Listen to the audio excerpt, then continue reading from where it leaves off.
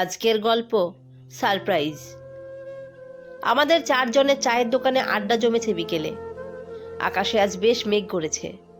কদিন ধরে গরমে প্রাণ যাওয়ার জোগাড় হয়েছিল যেন। একটু বৃষ্টি হলে মন্দ হয় না। ছেলের দল মাঠে ফুটবল নিয়ে ছুটছে। একদিন আমরাও এইভাবে খেলতাম, কিন্তু এখন আমরা বুড়ো হয়েছি। বসে বসে দেখা ছাড়া আর উপায় নেই।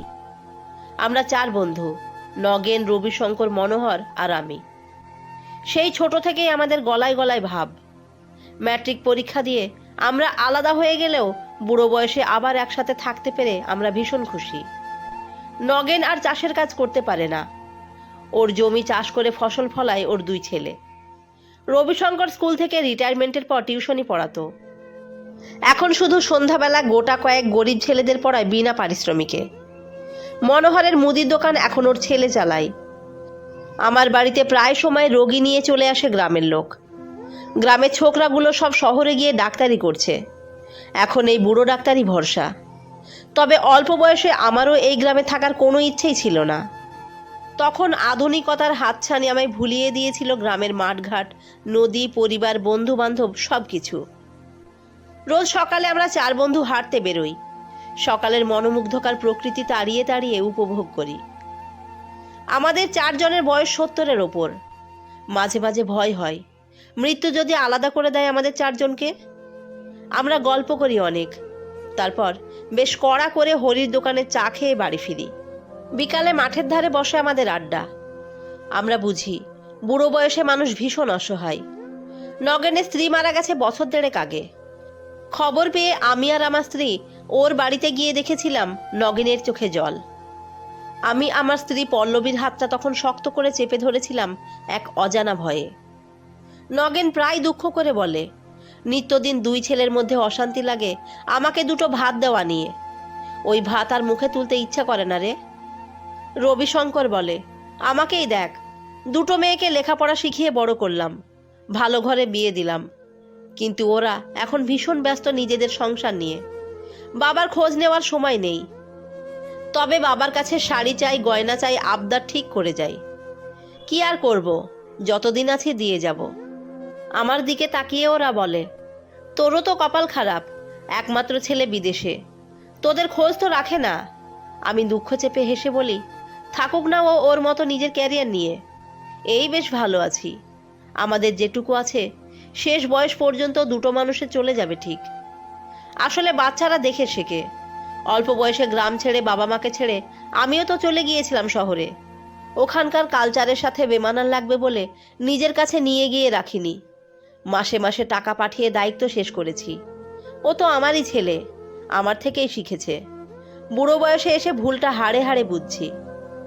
আমার ছেলেও হয়তো বুঝবে বুড়ো বয়সে তখন আমার মতো ওরও কিছু করার থাকবে না অনুতাপ করা ছাড়া। মনোহর হেসে বলে, সত্যি দেবাশিস, তুই পারিস বটে। আমি বলি, মনোহর, তুই একমাত্র ছেলেকে সঠিক শিক্ষা দিতে পেরেছিস। রবিশঙ্কর বলে, সত্যি, তোর ছেলে হয়তো তেমন লেখাপড়া শেখেনি, কিন্তু বাবার প্রতি কত শ্রদ্ধা। বৌমাটাও তেমন হয়েছে, তোর বাড়ির সামনে থেকে চা না খাইয়ে ছাড়ে না। নগেন বলে, তোরা তো জানিস না, সেবার যখন সদ্য বিধবা মেয়ের সাথে নিজের ছেলের মত নিয়ে বিয়ে ঠিক করে মনোহর, গ্রামের লোক তো ওকে একঘরে করে দেওয়ার জন্য উঠে পড়ে লেগেছিল। অনেকে ভয় দেখিয়েছিল ওই মেয়ে তার ছেলেটাকেও খাবে, কিন্তু মনোহরের এক গো। এখন দেখো, দিব্যি সংসার করছে দুটিতে। তোর নাতি নাতনি দুটোও শুনেছি খুব মেধাবী। মনোহর হেসে বলে, সত্যি, এই বয়সে এসে নিজেকে ভাগ্যবান মনে হয়। শহরের কলেজে ভর্তি হয়েও লেখাপড়া শেষ না করেই ফিরে এলাম বাবার মৃত্যুর পর। সংসার চালাতে বসলাম মুদির দোকানে। ভেবেছিলাম ছেলেটাকে অনেক লেখাপড়া শেখাবো, কিন্তু ছেলে আমার ভালো মনের মানুষ হলেও বুদ্ধি কম। ক্লাস 7-এ 3বার ফেল করার পর কেঁদে কেটে বলল, আর পড়বো না বাবা, আমার কিছু মনে থাকে না, সবাই বলে মাথা মোটা, আমি কাজ করব। ওই বয়সে আমার দোকানে হাতে হাতে কাজ করত।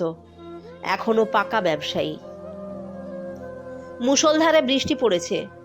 ছেলের দল খেলা ছেড়ে ভিজতে ভিজতে লাফাচ্ছে, জল ছোড়াছুড়ি করছে। আমি কিছু সময় হাঁ করে তাকিয়েছিলাম সেদিকে। নগেন বলল, কিরে দেবাশিস, নামবি নাকি মাঠে? সবাই হো হো করে হেসে উঠল। হরির দোকানের টালির ফুটো থেকে জল পড়ছে। সেদিকে আমাদের খেয়াল নেই। আমরা 4 বন্ধু আনমনা হয়ে বৃষ্টি দেখছিলাম। হরি বলল, কাকা তোমরা পুরো ভিজে যাচ্ছ তো, ভেতরে এসে বসো। টানা 1 ঘন্টা বৃষ্টির পর যখন থামলো তখন বেশ মেঘলা। আমরা 4 জন পা বাড়ালাম বাড়ির দিকে। সন্ধেবেলায় গ্রামের রাস্তায় সাপখোপের উৎপাত। আবার বাড়িতেও চিন্তা করবে, তাই তাড়াতাড়ি বাড়ি যাওয়াই ভালো। বেশ কিছু দূর যাওয়ার পর থমকে দাঁড়ালাম আমরা। চক্রবর্তীদের পোড়ো বাড়িটাই মিটমিট করে আলো জ্বলতে দেখে বললাম, কি ব্যাপার রে? এ বাড়িতে বহু বছর ধরে মানুষ থাকে না, কে আছে এখন? নগেন বলল, কে আর থাকবে, আমাদের মিতালি থাকে। বুড়ি মায়ের বাড়িটা বেচে টাকা নিয়ে ছেলেরা বিদেশে চলে গেছে। 3 দিন আগে যারা বাড়ি কিনেছে তারা এসে বাড়ি ফাঁকা করতে বলে গেছে, তাই শেষমেশ বাপের ভিটেতেই ফিরে এসেছে। চোখের সামনে ভেসে উঠল সেই টানা টানা চোখ, পায়ে চওড়া মল, নাকে সোনার নথ, আর 2টো হাত ভর্তি সোনার চুড়ি পরা মিতালির মুখটা। যখন মিতালি আমাদের সাথে স্কুলে পড়তো তখন আমরা 4 জন ছিলাম না, ছিলাম 5 জন বন্ধু। তখন মেয়েদের বেশি লেখাপড়া শেখাটা এত সহজ ব্যাপার ছিল না। তারপর আবার আমরা তার ছেলে বন্ধু। মিতালি অবশ্য কারো কথাতে পাত্তা দিত না, আর দেবেই বা কেন, গ্রামের সবচেয়ে বড়লোক বাড়ির একমাত্র মেয়েও। যদিও এ নিয়ে ওর অহংকার ছিল না মোটেও। আমাদের সাথে একসাথে বসে দিব্যি আমাদের কাগজে মোড়া মুড়ি আর ছোলা খেত যত্ন করে। রোজ দুপুরে ওদের বাড়ির কাজের লোক খাবার নিয়ে আসতো রেঁধে, সে খাবারের ভাগ আমরাও পেতাম। মেয়েটা খেতে ভীষণ ভালোবাসতো, তাই চেহারাও ছিল হিষ্টপুষ্ট। সবার সাথেই মিশত সে। ওর বাবা 4 দিদির পর বংশের একমাত্র ছেলে, তাই ওর মায়ের মৃত্যুর পর অনেক জোরাজুরি করেছিল আবার বিয়ে করার জন্য ওর ঠাকুরদা। কিন্তু ওর বাবা কিছুতেই মত দেয়নি, উল্টে বলেছে জোর করলে সে আত্মহত্যা করবে। একমাত্র ছেলের এহেন কথাতে ভয়ে আর তাকে কেউ বিয়ে করতে বলেনি। বংশের একমাত্র মেয়ে মিতালি, তাই সে ভীষণ আদুরে। তার পরনে সব সময় থাকতো দামি শাড়ি আর গয়না। আমাদের গ্রামে যখন নতুন হাই স্কুলের উদ্বোধন হলো তার বছর 2 পর আমাদের সাথে স্কুলে ভর্তি হলো মিতালি। আর ও এমন মিশুকে মেয়ে, বন্ধুত্বও হয়ে গেল আমাদের সাথে। মিতালিদের বাড়ির দুর্গাপূজার সময় পাত পেড়ে খাওয়াতো গোটা গ্রামের লোককে। আমরা খেতে বসলে ও নিজে খাবার পরিবেশন করত। সবাইকে বলতো এর আমার বন্ধু। অষ্টমীতে ওর দৌলতে একদম মায়ের সামনে দাঁড়িয়ে মায়ের অঞ্জলি দেওয়ার সুযোগ পেতাম আমরা। ওর চোখে টানা কাজল, কানে বড় ঝুমকো দুল, নাকে সোনার বড় নথে, কি অপরূপ লাগতো ওকে। লেখাপড়াতেও ও মেধাবী ছিল।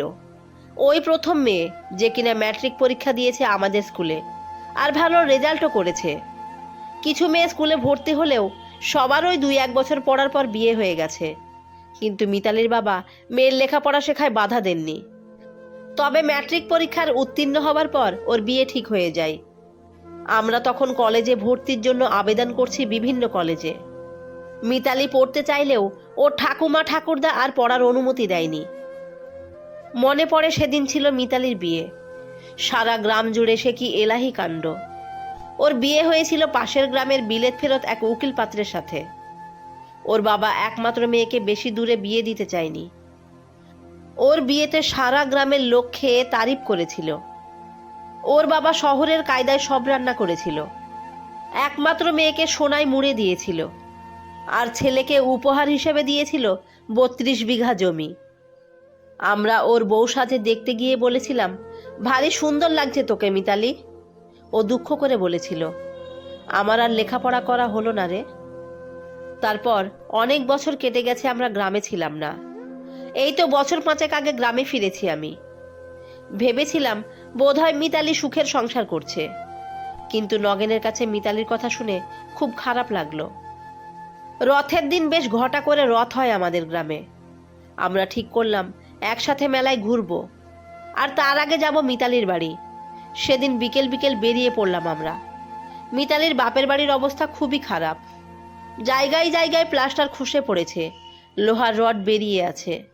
একসময় কি রমরমে ছিল এই বাড়ির অবস্থা, এখন দেখলে তা বোঝার উপায় নেই। মনোহর বলল, মিতালির বাবার মৃত্যুর পর এ বাড়ি তালাবদ্ধ হয়ে পড়েছিল।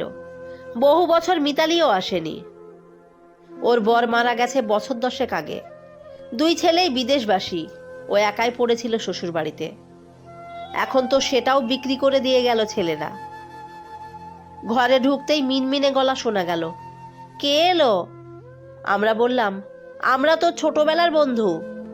নগেন মনোহরদের চিনতে পারলেও আমার দিকে ভ্রু কুঁচকে তাকালো মিতালি। রবিশঙ্কর বলল, চিনতে পারছিস না? এটা তো আমাদের দেবাশিস। মিতালি হেসে বলল, ফিরলি তবে শেষমেশ গ্রামে? স্কুলে পড়ার সময় তো রোগা কাঠি ছিলি, এখন মোটা হয়েছিস বেশ। আমি অবাক হয়ে দেখলাম সেই ছটফটে মিতালি আজ বয়সের ভারে ক্লান্ত। মাথায় কোমর পর্যন্ত সোনার কাঁটা দিয়ে বাঁধা চুলগুলো আজ সাদা নুটি করে গুটিয়ে রাখা। পরনে ঝলমলে শাড়ির পরিবর্তে এখন সাদা থান। আমরা বললাম, চল একসাথে মেলায় যাব। ও বলল, পাগল আছিস তোরা? হাঁটতে অসুবিধা হয় এখন খুব। আমি বললাম, আমরা আছি তো, তোর বুড়ো বন্ধুরা, নে তৈরি হয়ে নে। সেদিন 5 জনে মিলে মেলায় গিয়ে যে আনন্দ পেলাম তা বর্ণনা করার মতো শক্তি আমার নেই। ফেরার সময় মিতালি বলল, আজ আর কিছু রাঁধবো না, রোজ রোজ আর রান্না করার শক্তি পাই না। নগেন বলল, কি রান্না করেছিস দুপুরে? মিতালি বলল, বুড়ি বয়সে আলু সেদ্ধ ডাল সেদ্ধ ছাড়া কিছু রান্না করার না আছে সামর্থ্য, আর না আছে শরীরের ক্ষমতা। এক সময় আমরা মিতালিকে পেটুক বলে খেপাতাম, আর এখন ওর এই কথা শুনে খুব কষ্ট হলো। সেদিন হরির দোকানে আড্ডা মারতে মারতে হঠাৎ কথা উঠল উল্টো রথ নিয়ে। মনে পড়ে গেল উল্টো রথের দিন জন্মদিন হতো মিতালির। তখনকার দিনে জন্মদিনের তেমন প্রচলন না থাকলেও মিতালির ঠাকুমা নাতনিকে যত্ন করে বিভিন্ন রকম পদ রান্না করে খাওয়াতো। আর আমাদের স্কুলে আসতো হাঁড়ি হাঁড়ি মিষ্টি, আমরা সবাই পেতাম। মিতালির বাবা মেয়ের জন্মদিনে মিষ্টি মুখ করাতো সবার। কথা হতে হতে আমরা সিদ্ধান্ত নিলাম একটা, উল্টো রথের দিন আমরা সবাই মিলে পৌঁছে গেলাম মিতালির বাড়ি। সবার হাতে প্যাকেট। মিতালি বলল, এগুলো কি? আমি বললাম, সারপ্রাইজ। মিতালি হেসে বলল, এই বুড়ো বয়সে সারপ্রাইজ? ফাজলামি কমলো না রে তোদের? তোরা বস, আমি চা করে আনি। আমরা সেই সুযোগটাকে কাজে লাগালাম। সুন্দর করে সাজিয়ে ফেললাম প্লেটগুলো, যেগুলো আমরা বাড়ি থেকে এনেছিলাম। ঘরে ঢুকেই অবাক হয়ে গেল মিতালি। রবিশঙ্কর ওকে আসনে বসিয়ে বলল, শুভ জন্মদিন মিতালি, আমাদের সবার তরফ থেকে তোর উপহার। আমরাও ওকে জন্মদিনের শুভেচ্ছা জানালাম। মিতালির চোখ জলে ভরে গেল। বড় তৃপ্তি করে মিতালি বহুদিন পর খেলো তার প্রিয় খাবারগুলো, যা দেখে আমাদের প্রাণ জুড়িয়ে গেল। গল্পটি ভালো লেগে থাকলে সাবস্ক্রাইব করে পাশে থাকবেন এবং লাইক কমেন্ট শেয়ার করবেন। ধন্যবাদ সবাইকে।